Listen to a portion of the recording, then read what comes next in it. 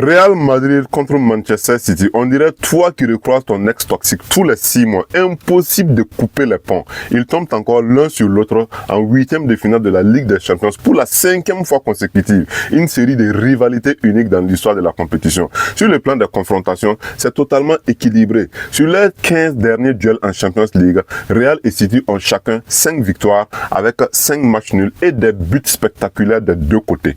Le Real Madrid apporte son ADN de grande équipe européenne. Il a déjà éliminé City plusieurs fois dans le passé, souvent dans des tirages difficiles, et sait gérer les moments clés avec des joueurs comme Vinicius, Rodrigo ou Bellingham ou même Mbappé. Il joue avec une patience tactique, savent faire le jeu et capitaliser sur leurs occasions quand il le faut. Manchester City, quant à lui, c'est la machine bien huilée de Pep Guardiola. Possession, passe rapide, construction patiente.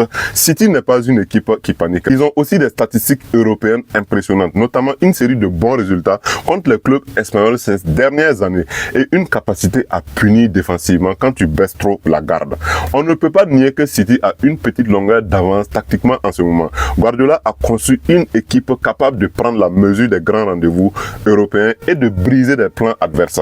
Et même si Real a 100 fois l'orgueil de son histoire dans ce type de duel, on sent que City peut vraiment passer si Madrid n'est pas à 100% dans l'intensité défensive. Alors oui, c'est encore la vieille histoire qu'on n'arrive pas à tourner comme une relation impossible. Et cette fois-ci, si je devais donner un léger penchant pour la qualification, je dirais que City a un petit avantage grâce à sa stabilité tactique, son collectif bien rodé et sa confiance dans les grands matchs.